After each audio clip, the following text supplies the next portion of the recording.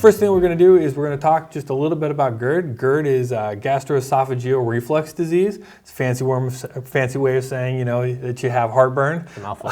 Yes, it's a mouthful.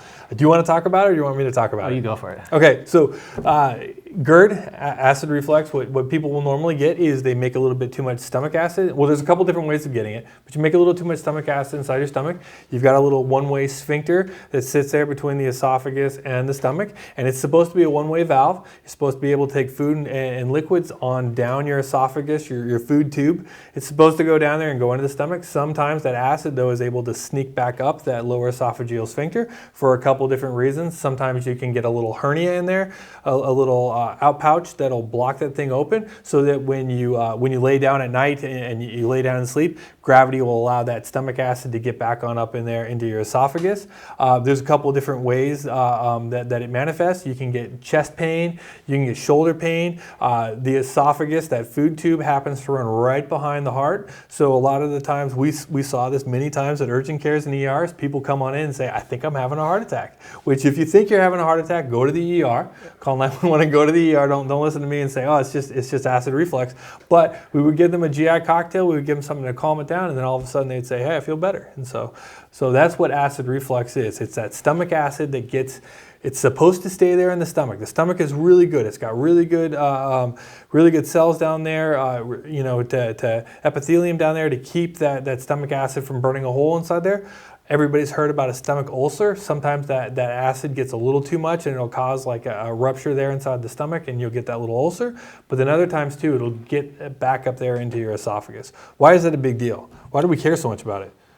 Well, it is very important. I think a lot of people have a misconception that acid reflux has to be really severe and to the point where you need surgery and you're really sick. But in reality, acid reflux is incredibly common.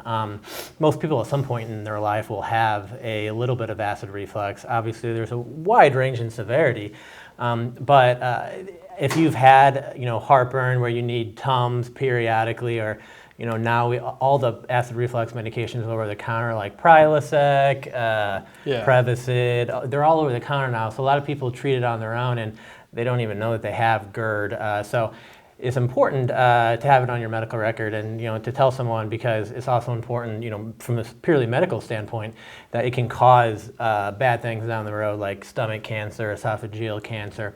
So it's important to get that diagnosed and get your regular checkups, but also proper treatment and to have it on your record for disability purposes. Yeah, so we don't really try to diagnose in these claims, but acid reflux is one of those things that I hear a lot of people say. I just went out down to the grocery store and I just bought some Tums and I bought some Prilosec and I've got all this stuff. I don't need to go talk to a doctor. I don't need to do this. So this is one of the times that I think it's important just to explain just a little bit more about what acid reflux is, because it can lead to cancers like you were talking about. So one of the things is that stomach acid is very, very caustic. It stays there inside the stomach, and the stomach is really good at making sure that it does not burn through the stomach lining. It's really good about that. But your esophagus, that food tube, it is not very good. It's very, very sensitive. So over time, if that acid gets back on up there into your esophagus, you get what we call metaplasia, which basically just means that the lining of your esophagus will start to look more like the lining of your stomach. That way it can handle that caustic stomach acid. When that happens, we sometimes call that Barrett's esophagus.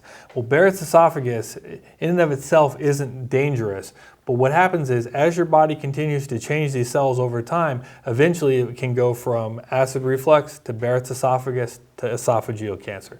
And then you throw in smoking, and then you throw in alcohol use, and now you've upped all your risk factors for esophageal cancer. And so really important to get it taken care of. If you think you have it, they might just put you on Prilosec. They might just put you on something easy like Protonix and stuff like that, but you got to see a doctor. You got to have it taken care of.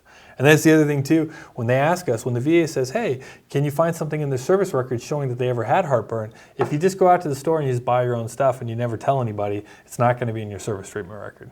Yeah. So documentation as usual is important. Yeah. So let's say that a veteran says, "Hey, you know what? I was eating horrible MREs when I was over there in Iraq. I was having this heartburn all the time. I came on home. I still had heartburn. Nobody did anything about it. I never told anybody. I just took some Tums, and now it is. I filled out my disability questionnaire, sent it to the VA, said I'd like to be evaluated for acid reflux for GERD. You get that disability claim. What do? Once that veteran has filed it through the VA and it comes into your inbox, into your stack, what do you do with that? Well, so first off, I'll have their entire medical record from the time they came into the military through their military medical record, and then by the time they left the military, and usually their VA records and any private medical records after they left the military. And so I'll look for any evidence or history of acid reflux or acid reflux-like symptoms or diagnosis of GERD. Or if they were seen for something else and they mentioned that they're having heartburn, right? So I'll look for any evidence of that in their medical record. And then I'll talk to the veteran and ask them, what their symptoms are, how it started, when it started, and what it has progressed to, and, how you've been treating it. And basically kind of get their story, right? Like you said, a lot of people don't see a doctor for their acid reflux because they don't think it's a big deal, and so they've been treating it on their own. So I always want that information from them as well. Okay. So when you're looking through the medical record, how do you diagnose acid reflux?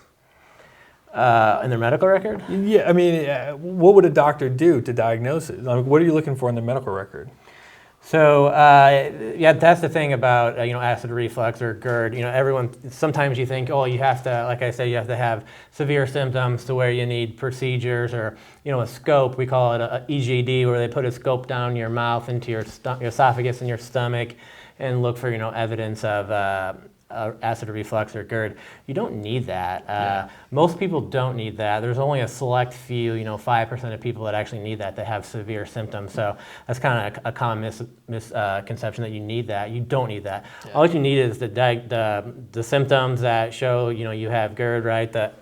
The heartburn symptoms, the dyspepsia, the trouble eating things at times, basically heartburn type symptoms, documented on your medical record. Yeah, and one of the things too that with these things is when we talk to you, we're going to try to find out what kind of symptoms are you having. And usually we have heartburn. We usually have people who have pain when they try to swallow. They have sleep problems, like when they lay down at night, the gravity allows that stomach acid to get up and they get reflux. Sometimes they'll get regurgitation. Sometimes they'll have if that stomach acid has burned that esophagus enough, sometimes you'll have like a little you'll have a little stricture there where it kind of narrows there from scar tissue. So there's a couple different symptoms. When we do the interview, we'll kind of ask you, try to see what's going on. When do you see most of these claims? Like, why do they get approved? For when I see these things, normally they get approved when somebody's got a history of taking medication, when they've got like an endoscopy, while done on active duty, or some kind of diagnosis. But to be honest with you, really it's just their history. If they've got a good history for it and they took the medication for it, acid reflux is incredibly common. The problem, though, that I see a lot of these things when they get denied is, and I'm just going to be honest with a lot of the veterans here, is that when you get older and when you gain weight, when you have other problems, when you eat a bad diet, when you do certain things, you don't exercise much, most people will get acid reflux, and you're going to get it. It's an aging problem. It's what happens to a lot of people. So the question is, did the military cause the acid reflux? And that's when a lot of the times when they get, when these claims get denied, it's because they can't show a clear causal chain of, yes, the military actually causes acid reflux. And so, yeah, that's why it's really important while you're on active duty, to get that in your medical record. So. Yeah.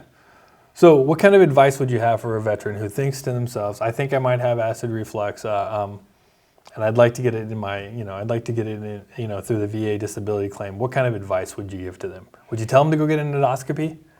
No. Yes, and the VA will not pay for that either. They will not send you to go get one. Right. If there's certain factors that they might need endoscopy, the first step would be to go to your primary care doctor and, tell them your symptoms so they can start you on, any workup that needs to be done, and start you on proper treatment, first of all, to get it diagnosed and get you started on proper treatment. Because like I said, a lot of people don't think it's a big deal and they just treat themselves. And because 15 years ago, all the medications were prescription only. Now they're all over the counter. Yeah. So.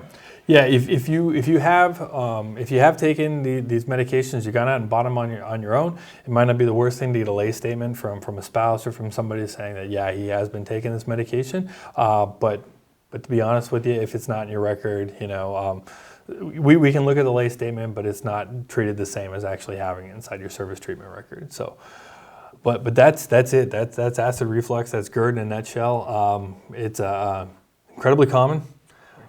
Very misunderstood too. People don't understand why it's such a big deal, but it for doctors, especially for us, it makes us excited because it needs to be treated. I get very excited about acid reflux. Of course, who doesn't get excited about acid reflux?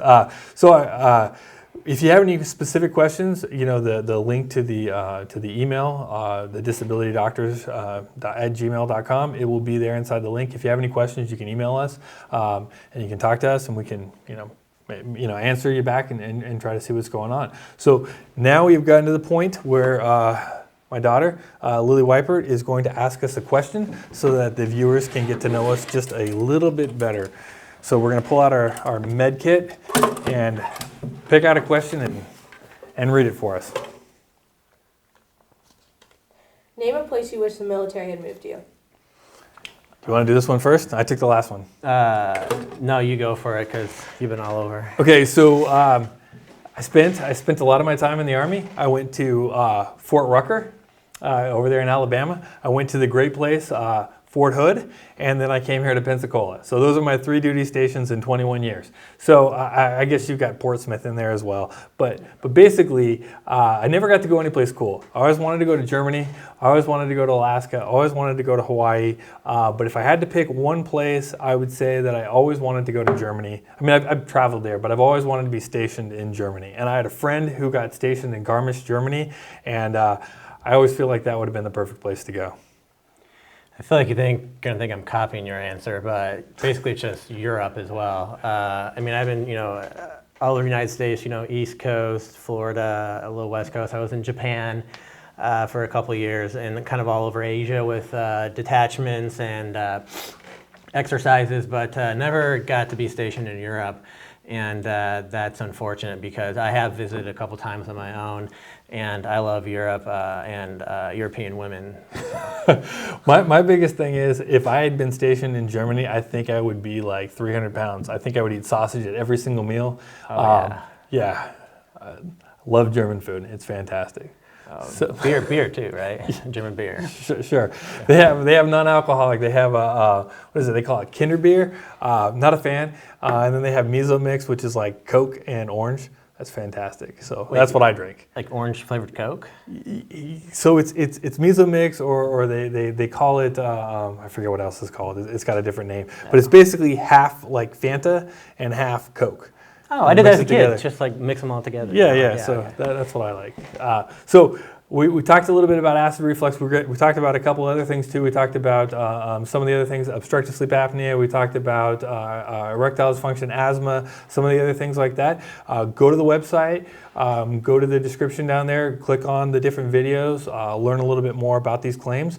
We would like to keep making these things, and in order to keep making these things, we need people to click on our channel, click on the like and subscribe button.